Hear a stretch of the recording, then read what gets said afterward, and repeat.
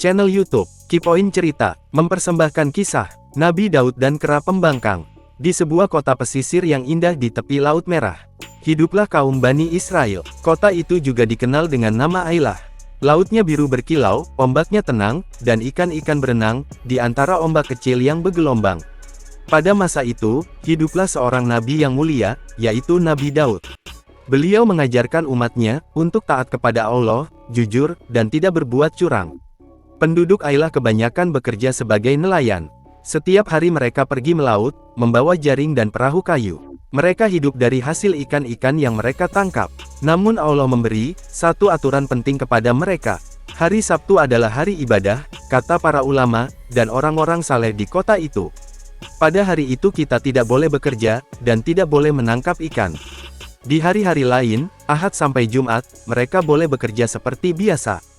Tetapi hari Sabtu harus dipakai untuk beribadah, dan mengingat Allah. Pada awalnya, penduduk Ailah menaati aturan itu. Namun suatu hari, Allah menguji mereka. Ada peristiwa aneh sekali, setiap hari Sabtu, ikan-ikan justru muncul sangat banyak.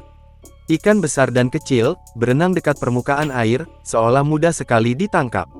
Wah, lihat, seru seorang nelayan. Belum pernah sebanyak ini. Tetapi saat hari biasa tiba, ikan-ikan malah sulit ditemukan. Para nelayan mulai gelisah. Kalau begini terus, bagaimana kita makan? Keluh sebagian orang. Lalu beberapa orang mulai berpikir licik. Aku punya ide, bisik seorang nelayan. Ide apa? Kita tidak menangkap ikan langsung pada hari Sabtu. Kita hanya memasang perangkap pada hari Jumat. Ikan akan masuk sendiri saat Sabtu. Lalu kita ambil pada hari Ahad.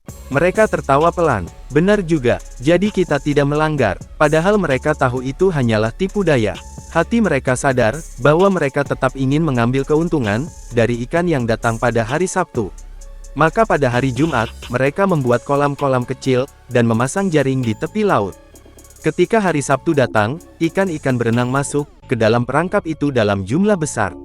Dan pada hari Ahad, mereka mengambil semua ikan tersebut, sambil berpura-pura merasa tidak bersalah. Semakin lama, semakin banyak orang mengikuti cara curang itu. Namun masyarakat Ailah terbagi menjadi 3 golongan. Golongan pertama adalah para pelanggar. Mereka terang-terangan melakukan tipu daya, untuk menangkap ikan pada hari Sabtu. Golongan kedua adalah orang-orang saleh, yang takut kepada Allah. Mereka terus menasihati, jangan lakukan ini. Kata mereka, Allah mengetahui isi hati kita. Jangan mempermainkan aturan Allah. Mereka mengingatkan siang dan malam. Tetapi golongan ketiga, hanya diam saja. Mereka tidak ikut menangkap ikan, tetapi juga tidak mau menasihati. Bahkan mereka berkata kepada orang-orang saleh, untuk apa kalian menasihati mereka? Mereka tidak akan mendengar. Namun orang-orang saleh menjawab dengan lembut, kami tetap harus mengingatkan, agar kami tidak ikut bersalah di hadapan Allah. Hari demi hari berganti, penduduk yang melanggar semakin berani. Mereka bahkan bangga dengan hasil ikan yang banyak. Pasar kota menjadi ramai. Tangkapanku paling besar, kata seorang nelayan sombong. Aku bisa membeli perahu baru. Seru yang lain. Mereka lupa bahwa rezeki datang dari Allah, bukan dari kelicikan. Sementara itu, orang-orang saleh terus berdoa. Ya Allah, bukalah hati mereka agar kembali taat. Namun sebagian besar penduduk tetap keras kepala. Hingga suatu pagi yang mengerikan datang. Langit terasa gelap, dan suasana kota sangat sunyi. Orang-orang saleh merasa takut. Tiba-tiba terdengar jeritan dari rumah-rumah para pelanggar. Apa yang terjadi? Penduduk berlari keluar. Mereka terkejut luar biasa. Orang-orang yang dulu melanggar aturan Allah, berubah menjadi kera-kera hina. Mereka melompat-lompat ketakutan, wajah mereka penuh penyesalan, tetapi mereka tidak bisa kembali menjadi manusia. Menurut riwayat, sebagian orang yang diam saja, dan tidak mau mencegah kemungkaran juga terkena azab.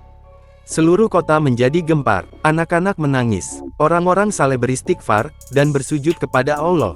Kera-kera itu tidak makan, tidak minum, dan tidak mempunyai keturunan. Mereka hidup hanya beberapa hari saja, lalu semuanya binasa. Kera yang ada di dunia sekarang, bukanlah keturunan mereka, karena kera hasil kutukan itu, tidak berkembang biak. Kisah itu menjadi pelajaran besar, bagi umat manusia, bahwa Allah menyukai kejujuran dan ketaatan.